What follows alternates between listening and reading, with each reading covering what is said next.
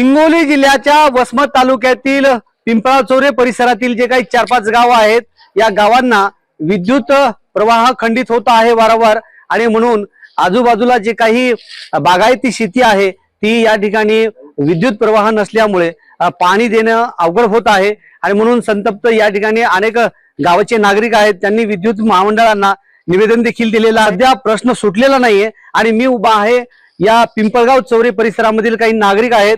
तर तुम्ही मला सांगा की या गावची जी समस्या आहे, गेल्या कित्येक वर्षापासून ही जी समस्या आहे, काय सांगाल? समस्या सुटायचा मार्गच नाही.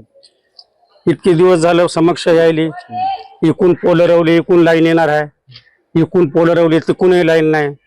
आमची आहे तीच समस्या आहे. प्रतिनिधीनं त्याच्यावर काहीतरी मार्ग काढून समस्या मिटवावी.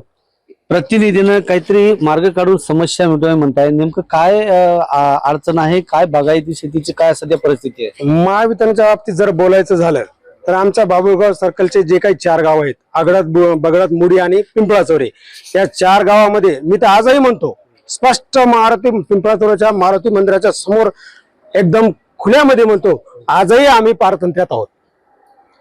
आणि दुसरी गोष्ट, आमचे परम मित्र सन्माननीय राजूभाई नवघरे यांनी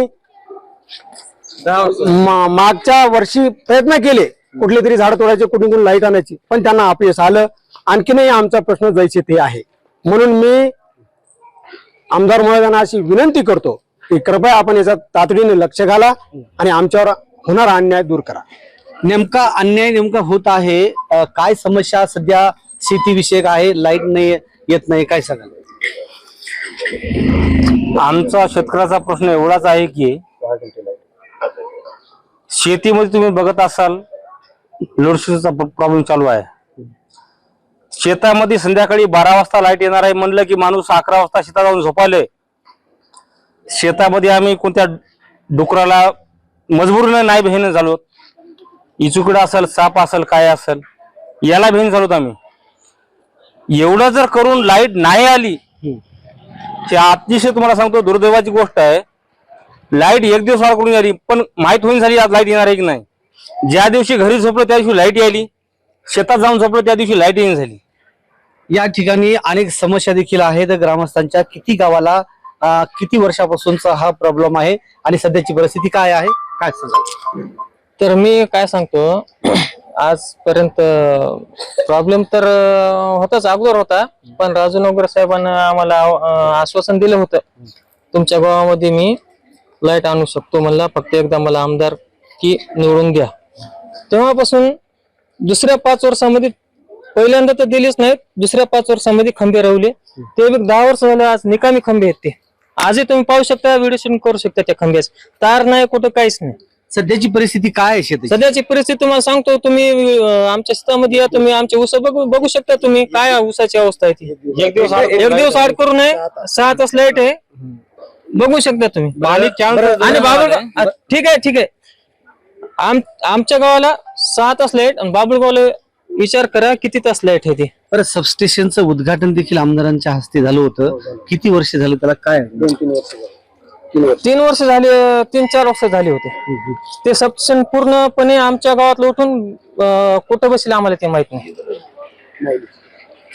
या ठिकाणी आणखीन काही शेतकरी आहेत. दादा, तुम्ही मला सांगा, सध्याची परिस्थिती, लाईट येते जाते, तुम्हाला रात्री बेरात्री शेतात जावं लागते, काय अवस्था असेल? किती गावांना सध्या अंधारात राहावं लागेल? 4 ते 5 गावाची समस्या आहे सर. ते अगदी बरोबर आहे. या लोकांनी जे सांगितलंय ते अगदी बरोबर आहे. आणि रात्री बेरात्री लाईन कधी आली काय नाही, ही कोणाला काही त्याचा टाइम टेबल नाही. त्याच्या मनमानी कारभार आहे. कवा 2 दिवसाला येते, कवा 1 दिवस कार्यक्रम आहे, पण टायमाचं काही नियोजन नाही त्यांच्या. कधी आम्ही फोन जर केला तर आमचा फोन पण उचलत नाहीत, आम्हाला उलट शिव्या देतात ते लोक. कोणते लोक शिवाय? सबस्टेशनचे लोक. काय म्हणतात, फोन कशाला या टायमाला कशाला करायला, काय नाही, फाईट आमचा. आम्ही बिल भरतो, सगळं करतो. ठीक आहे, हे 2-4 वर्ष 10 वर्ष झालं आता सरकारचं बिल नाही आमच्याकडे. म्हणजे ते तुम्ही या संदर्भामध्ये महावितरण कंपनीला निवेदन देखील दिलं होतं, काय दिलं होतं ना? काय म्हटले यावर?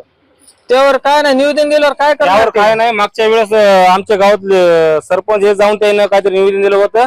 लाईट 2 दिवस ठेवली, 3ऱ्या दिवशी 4थ्या दिवशी गावातली लाईट कट केली.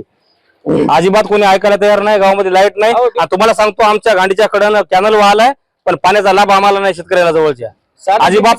तुम्हाला हे जर तुम्हाला सांगतो मी, कॅनल आपला जवळ आहे, तिथली व्हिडिओ शूटिंग घ्या. कॅनलच्या बाजूचे ऊस वाळून गेलेत, नाही जर वाळले असेल तर तुम्हाला सांगतो मी, तुम्हाला खोटं वाटत असेल तर बघा. डीपीचा प्रॉब्लेम हे शेतकरी एवढे बागायतदार आहेत, ही जर बातमी खोटी असेल तर तुम्ही तुमच्या लेवलला कुठल्याही प्रकारे तुम्ही आमचं हे करू शकता. पण आम्ही गेल्या 15 वर्षापासून, जवळपास 10 ते 15 वर्षापासून पिंपळाचोरे, मुडी, बगडत, आगडत हे 4 गावं 100% पारतंत्र्य आहेत. तुम्हाला सांगतो मी तुम्हाला सांगतो, आम्ही कोण्याही याच्यावर विश्वास करणार नाहीत. आमच्या गावामध्ये काही नेते मंडळी आली, आमच्या गांडीजवळ जाऊन तिथं आमच्या डिपो हे बघला सगळ्यांना, गांडीजवळ जो डिपो आहे घरावर तारा गेलेली आहेत. अजिबात कोणत्या कामा करायचा प्रश्न नाही. गावामध्ये फक्त काय करायचं, इलेक्शनच्या टायमाला वोटिंग घ्या पुरतं बोलायला करूत, नंतर करूत, अमुक टमुक करूत. अजिबात गावामध्ये याचं नाही. आणि कोणत्याही गोष्ट काय करायची नाही, काय घेणं नाही आम्हाला. आमचं जसं आहे का तसंच राहिलं पाहिजे. आणि त्याच पद्धतीने आमच्या गावामध्ये तुम्हाला सांगतो, एकाही रुपयाचा विकास कोणता झालेला नाही आणि कोणी करायचा नाही, काय घेणं नाही. जसं आहे का गाव आमचं तसं राहू द्या, काय पडीत पडे का असं बी तसंच बोलू द्या, आम्हाला काही घेणं नाही त्याच्यामध्ये. याची तुम्हाला सांगावं, 1 मिनिट ऐका.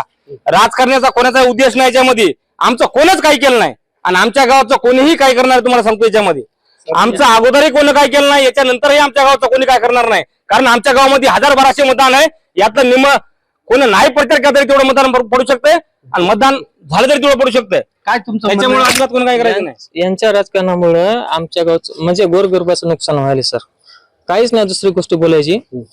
निव्वळ राजकारणामुळे ह्या गोष्टी सगळ्या आमच्या गावामुळे, आमच्या गावावर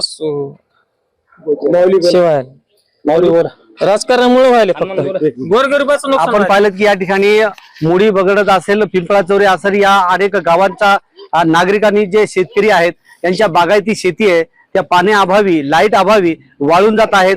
आणि पाणी असताना देखील विद्युत प्रवाह खंडित झाल्यामुळे त्यांची बागायती शेती आज संकटात देखील आलेली आहे. आणि म्हणून येणाऱ्या काळामध्ये प्रशासनानं जे आहे ते तात्काळ उपाययोजना कराव्या, अन्यथा यापेक्षाही तीव्र आंदोलन करणार असा या ठिकाणी शेतकऱ्यांनी नाराज व्यक्त केलेली आहे. श्रीधर वाळवंटे, जय महाराष्ट्र न्यूज, हिंगोली.